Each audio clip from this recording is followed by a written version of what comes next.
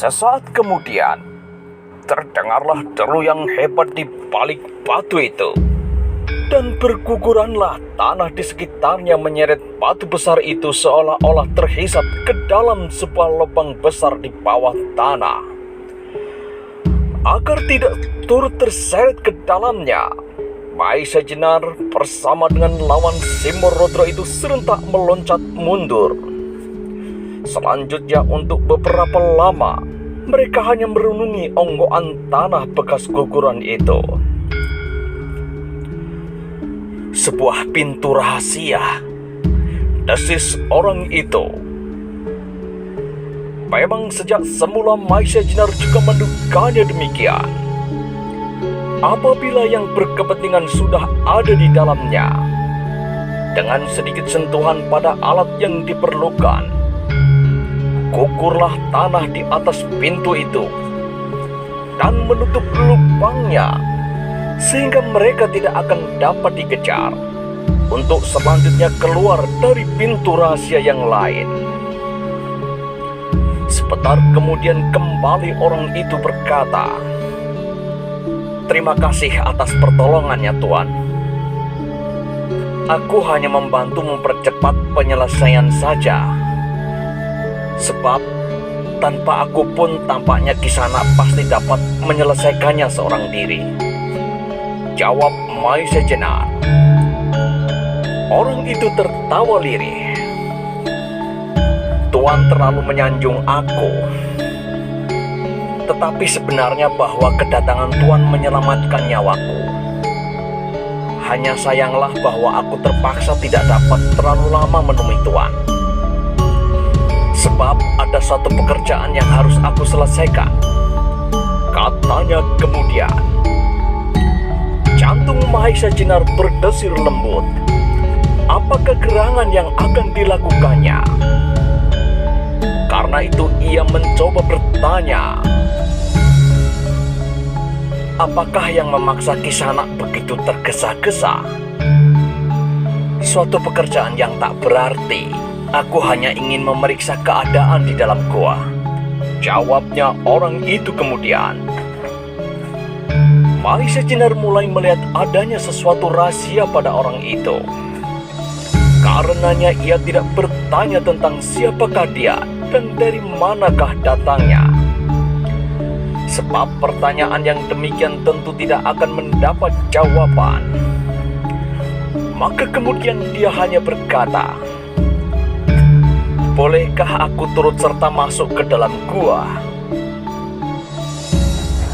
Orang itu tanpa ragu-ragu sejenak. Baru ia menjawab dengan mengajukan sebuah pertanyaan. "Tuan, apakah sebenarnya yang akan Tuan lakukan di atas bukit kecil ini?" Mendengar pertanyaan orang itu, Maisa Jenar menjadi agak bingung. Tetapi pasti bahwa ia tidak akan menyebutkan keperluannya yang sebenarnya. Maka dijawabnya dengan sekenanya saja, "Aku datang untuk menuntut balas atas kematian kakakku di Pangrantunan." "Pangrantunan?" sahut orang itu. "Iya," jawab Maisa Jenar. Tampaknya orang itu berpikir sejenak. Lalu katanya kemudian, "Apakah Tuan orang Pangrantunan?" "Iya," jawab Maisa Jenar pendek. Sayanglah bahwa Maisa Jenar tak dapat melihat sorot mata orang itu di dalam gelap. Kalau saja ia mengetahui, dapatlah ia mengerti bahwa orang itu curiga kepadanya. Sejenak kemudian orang itu berkata, "Apakah yang Tuan lakukan seterusnya? Tuan pasti tidak akan dapat menemukan suami istri itu untuk beberapa lama." "Tak apalah. Tetapi aku hanya ingin melihat-lihat saja," jawab Maisa Jenar. Mudah-mudahan apa yang Tuan katakan benar. Silahkan Tuan melihat. Seterusnya aku berjanji untuk membalas budi Tuan membinasakan suami istri Sumarudra itu pada kesempatan yang lain.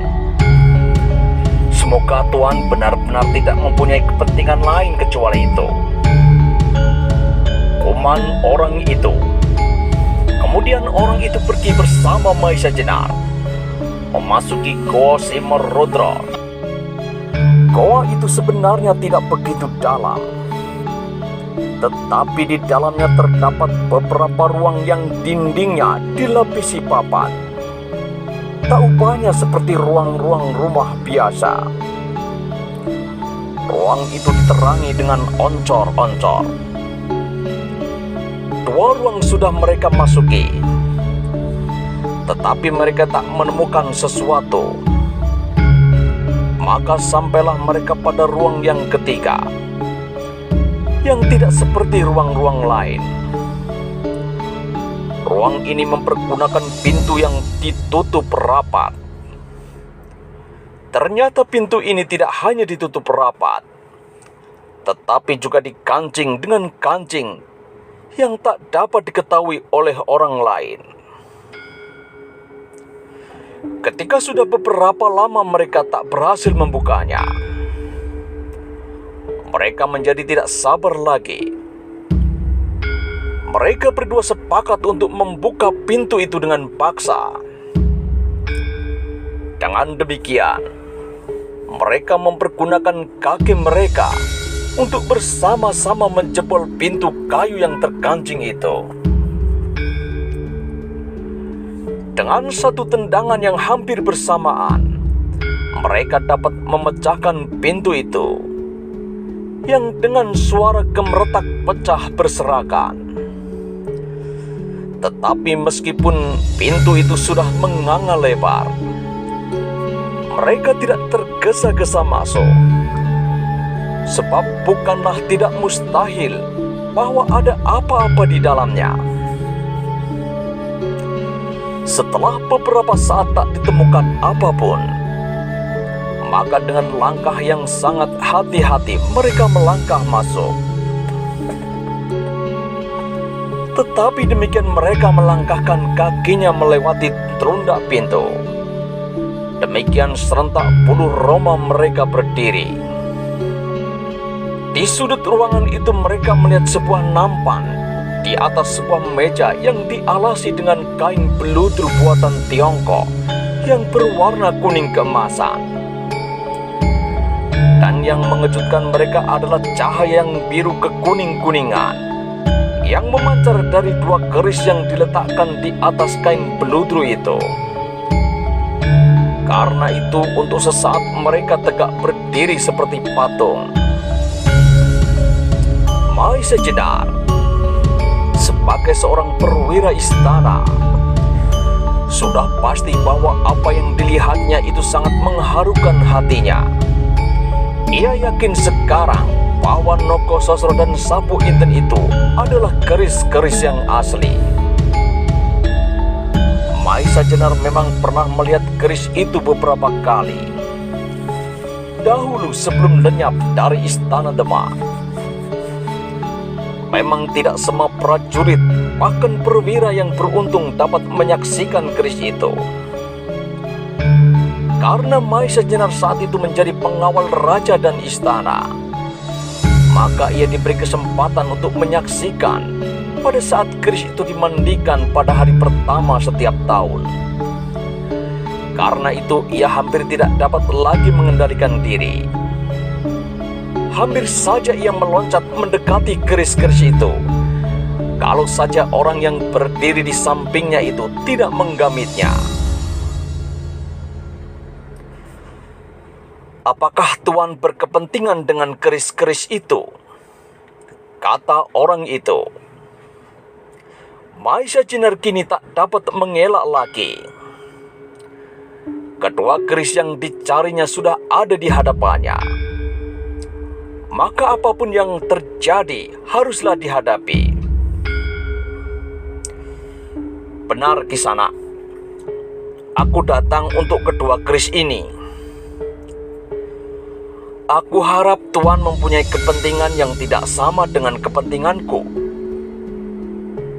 Jawab Maisa Jenar tegas. Orang itu menggeram. Aku sudah menduga. Tetapi sayang bahwa kepentingan kita adalah sama. Mendengar kata-kata orang itu, seharusnya Maisa Jenar tidak lagi terkejut. Namun demikian darahnya bergelora hebat. Kisana, maafkanlah. Aku tidak dapat melepaskannya lagi, kata Maisa Jenar sambil menahan diri. Orang itu merenung sejenak. Dalam keremangan cahaya oncor-oncor, Maisa Jenar melihat betapa gelisah perasaannya. Sehingga akhirnya keluarlah kata dari mulutnya. Tuan, aku telah berhutang budi kepada Tuan, tetapi aku akan tetap pada pendirianku untuk mendapatkan benda-benda keramat dari Istana Demak itu. Maisa Jenar tidak tahu siapakah orang itu, sebagaimana orang itu tidak mengenal Maisa Jenar. Karena itu mereka saling berketetapan hati untuk dapat menguasai kedua pusaka itu. Bagaimanapun Maisa Jenar menyabarkan diri, namun akhirnya terloncat pula kata-katanya yang tajam. Kisana, seharusnya tadi aku membiarkan Tuan bertempur seorang diri dan sekaligus dibinasakan oleh suami istri Simorudro itu. Kalau demikian, Tuan akan berbuat kesalahan. Bukankah lebih mudah untuk melawan aku seorang menurut pertimbangan Tuan daripada melawan mereka berdua? Jawab orang itu, yang meskipun nampaknya masih tenang semula, tetapi isi kata-katanya tidak kalah runcingnya. Sekali lagi darah Maisa Jenar menggelegak. Ternyata orang itu dapat dengan cepat menebak perhitungannya. Kisana benar. Memang demikianlah apa yang akan aku lakukan, jawab Maisa Jenar tanpa tendeng aling-aling. Baik Tuan, tetapi sebaiknya Tuan mempertimbangkan sekali lagi, sahut orang itu. Tidak ada pertimbangan lain, jawab Maisa Jenar. Maisa Jenar sudah pasti sekarang bahwa ia harus bertempur melawan orang itu. Sebenarnya ia masih bimbang terhadap bakal lawannya. Menilik sikap serta kata-katanya, agak aneh kalau ia termasuk golongan hitam yang lain yang menginginkan pusaka-pusaka itu. Sebentar kemudian Maisa Jenar teringat pula keramahan Joko Soko pada waktu ia akan menyertai rombongan orang-orang yang akan melintas hutan Tambak Boyo. Juga suami istri Simorudro itu sendiri yang dengan ramah minta menginap di Kademangan Prambanan. Karena itu, ia tidak akan menilai orang itu dari sikap serta kata-katanya. Sementara itu orang itu menjawab, kalau demikian, marilah kita tentukan bersama siapakah yang berhak untuk menguasai kedua keris itu. Maisa Jenar sudah yakin bahwa memang demikianlah yang akan terjadi. Tetapi meskipun demikian, ketika mendengar kata-kata itu keluar dari mulut orang itu, mau tak mau ia terpaksa menaruh hormat kepadanya. Kata-kata Tuan adalah kata-kata jantan. Mudah-mudahan aku dapat mengimbangi kejantanan Tuan, jawab Maisa Jenar kemudian. Yang mengherankan, tetapi juga agak menjengkelkan Maisa Jenar, orang itu masih saja tertawa ridih. Marilah kita keluar, supaya kita tidak harus berdesak-desakan dengan dinding-dinding ruang ini, katanya. Maisa Jenar tidak menjawab. Ia langsung melangkah keluar diikuti oleh orang itu. Sambil berjalan Maisa Jenar menimbang-nimbang tentang lawannya. Pastilah orang ini berilmu tinggi, dan pasti orang itu pula yang telah menyebarkan sirap sedemikian tajamnya. Maka ketika mereka sudah sampai di luar goa, segera mereka saling berhadapan dengan taruhan yang besar. Juga masing-masing menyadari bahwa mereka akan berhadapan dengan lawan yang cukup tangguh. Karena itu tidak ada pilihan lain kecuali bekerja mati-matian untuk memperebutkan kedua pusaka itu. Apalagi Maisa Jenar yang langsung atau tidak langsung ikut serta bertanggung jawab akan keselamatan pusaka itu. Maka taruhannya untuk mendapatkan kedua keris itu adalah nyawanya. Sejenak kemudian setelah mereka bersiap, terdengarlah suara orang itu berkata, "Marilah Tuan, permainan kita mulai." "Silahkan," jawab Maisa Jenar pendek. Dan segeralah terjadi suatu pertarungan yang dahsyat. Meskipun mula-mula mereka tampak agak segan-segan, tetapi ketika mereka merasakan benturan-benturan serta tekanan-tekanan dari masing-masing pihak, akhirnya mereka tidak lagi mengendalikan diri. Lawan Maisa Jenar itu ternyata orang perkasa luar biasa. Gerakan-gerakannya serba cepat dan mempunyai tenaga yang hebat, sehingga menimbulkan desiran-desiran angin yang menyambar-nyambar mengiringi setiap gerak dari tubuhnya. Sedang Maisa Jenar adalah seorang yang mempunyai pengalaman yang cukup baik, sehingga setiap gerakan tangan serta kakinya selalu mempunyai arti serta membahayakan. Tubuhnya yang tidak sebesar lawannya itu bergerak-gerak seperti bayangan yang dengan lincahnya menari-nari mengitari lawannya dengan belayan maut. Lawannya yang bertubuh tegap itu lebih mempercayakan diri pada kekuatannya, sehingga beberapa kali ia dengan beraninya menyerang dengan mempergunakan kedua tangannya, bahkan dengan serangan-serangan berganda, sehingga suatu ketika Maisa Jenar tidak sempat lagi mengelakkan diri.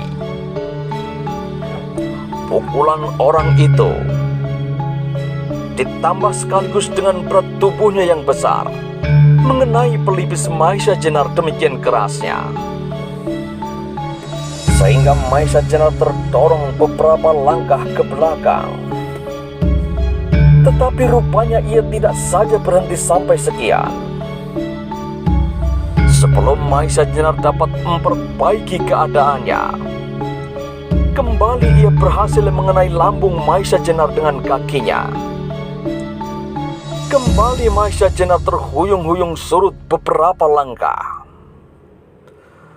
Untunglah bahwa ia mempunyai ilmu yang tinggi, sehingga meskipun dengan agak kesulitan, dalam sekejap ia telah berhasil tegak di atas kedua kakinya yang kokoh, kuat bagaikan tonggak baja. Karena beberapa pukulan yang dapat mengenainya itu, Maisa Jenar menjadi marah bukan buatan. Wajahnya tampak menyala. serta matanya menyorotkan sinar-sinar yang memancarkan pergolakan darahnya. Sekali ia meloncat ke depan, dan dengan sebuah gerak tipuan yang bagus, ia berhasil menarik perhatian lawannya pada tangan-tangannya yang menyerang ke arah kepala. Kemudian dengan kecepatan kaki yang hampir tidak tampak, ia mengangkat kaki kanannya dan langsung menghantam dada lawannya. Demikian keras serangan itu, sehingga lawannya terpental beberapa langkah. Tetapi demikian ia tegak, demikian ia telah bersiap untuk menghadapi segala kemungkinan. Bahkan sesaat kemudian ia telah melangkah maju, dan dengan kuatnya ia menghantam ke arah dada Mahesa Jenar. Dengan satu langkah, Mahesa Jenar bergerak ke samping, dan demikian pukulan itu tidak mengenai sasarannya. Demikian Mahesa Jenar membalas dengan sebuah pukulan pada wajah orang itu. Kali ini Mahesa Jenar sekali lagi berhasil mengenainya, sehingga orang itu terdorong mundur. Mahesa Jenar tidak mau memberi kesempatan lagi. Sekali lagi ia menyodok perut lawannya, sehingga orang itu menggeliat kesakitan dan meloncat beberapa langkah ke samping. Tetapi Mahesa Jenar tidak mau kehilangan kesempatan yang baik itu. Ia pun sekali lagi meloncat, dan dengan bergelombang ia menyerang bertubi-tubi, sehingga orang itu terdesak mundur dan mundur. Tetapi rupanya keadaannya tidaklah tetap demikian. Tiba-tiba orang itu menggeliat ke samping, dan dengan satu putaran yang cepat ia berhasil membingungkan Mahesa Jenar yang ingin memotong putaran itu. Cepat ia mempergunakan kesempatan ini untuk meloncat ke samping lawannya, dan dengan suatu gerakan yang tangkas ia merendahkan diri. Setengah lingkaran ia memutar tubuhnya untuk langsung menyerang Mahesa Jenar. Mahesa Jenar terkejut melihat gerakan-gerakan yang berubah-ubah itu, sehingga ketika sebuah pukulan melayang ke wajahnya, ia tidak sempat mengelakkan diri. Demikian kerasnya pukulan itu sehingga Mahesa Jenar terdorong beberapa langkah. Pukulan itu terasa sakitnya bukan main. Sebagai seorang perwira, tubuh Mahesa Jenar cukup mempunyai daya tahan yang kuat. Tetapi dikenai oleh pukulan ini wajahnya menjadi panas, dan sejenak pandangan matanya agak kabur. Ketika ia mengusap wajahnya itu dengan tangannya, terasa sesuatu yang cair hangat meleleh dari hidungnya. Mengalami kenyataan itu, marahnya semakin memuncak. Ia benar-benar harus berkelahi dengan mengerahkan segenap kemampuannya. Maka ketika orang itu menyerangnya kembali, Mahesa Jenar segera merendahkan diri. Dengan pangkal telapak tangannya, ia berhasil menghantam dagu lawannya. Terdengarlah suara gemeretak gigi beradu. Demikian kerasnya serta dibarengi kemarahan, maka pukulan Mahesa Jenar seperti berlipat-lipat dahsyatnya, sehingga muka orang itu terangkat tinggi-tinggi. Mahesa Jenar tidak mengabaikan kesempatan berikutnya.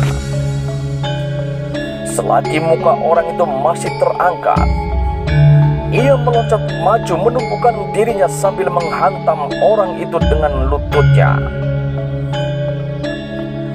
Terdengarlah orang itu mengaduh tertahan dan terlontar surut.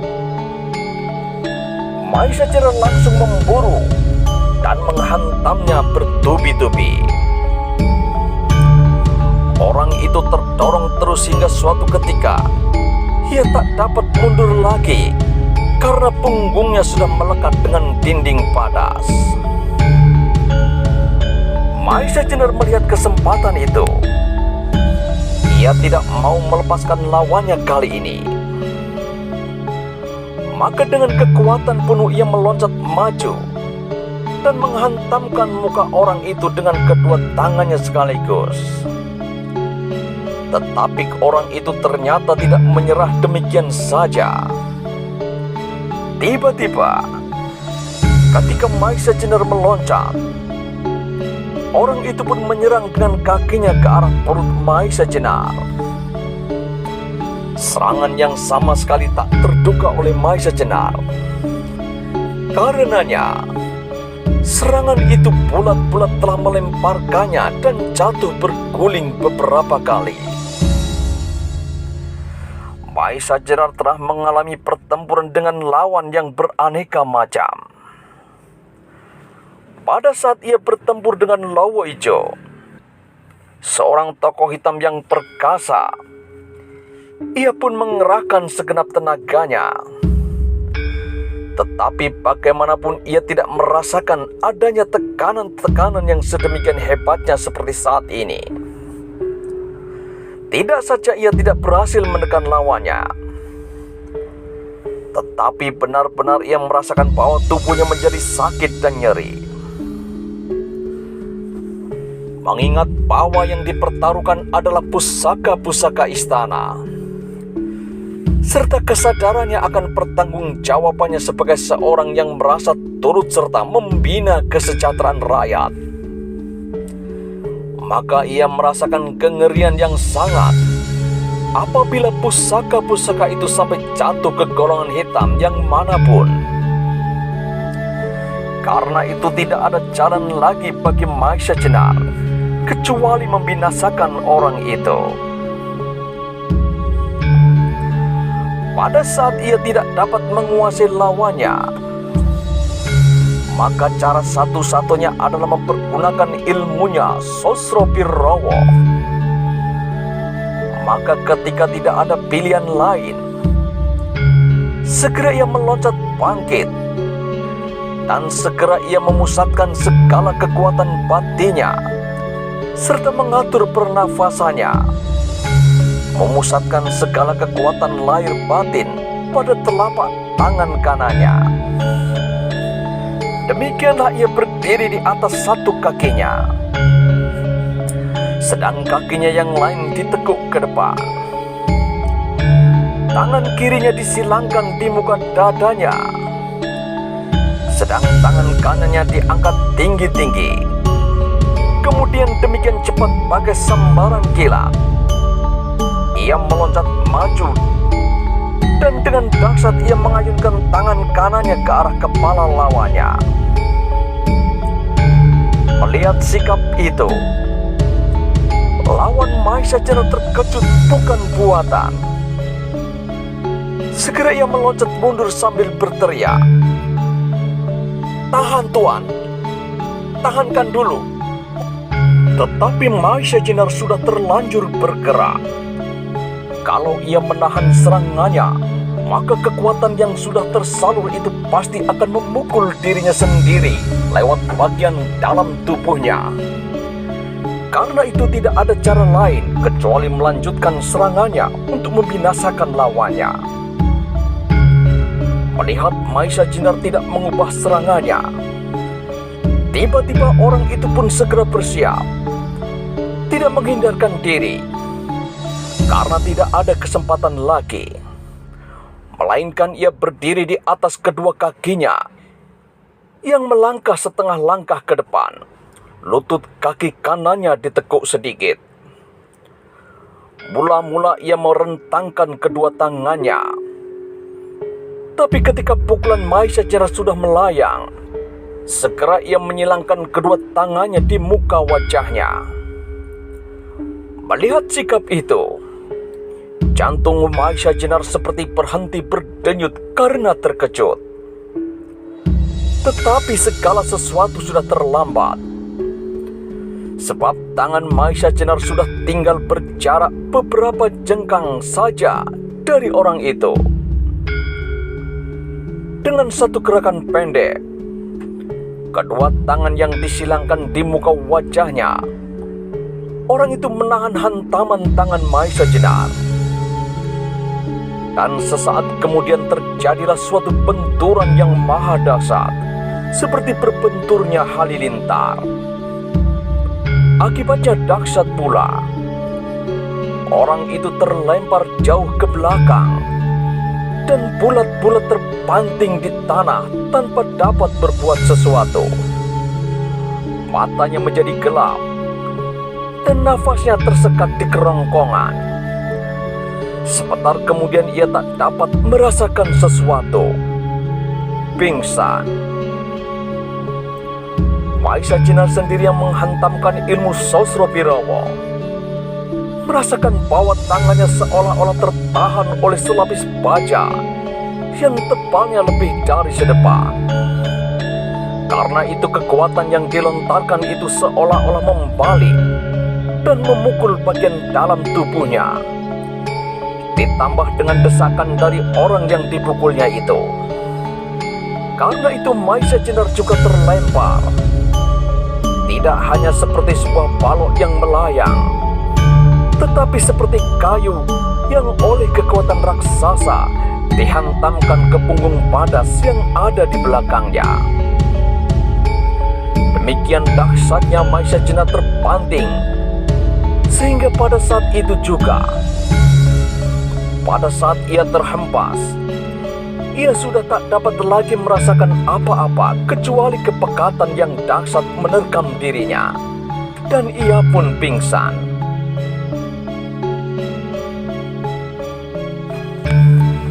Bagaimanakah kisah selanjutnya? Temukan jawabannya di episode selanjutnya. Jangan lupa untuk like, komen, dan subscribe. Sampai jumpa di episode selanjutnya.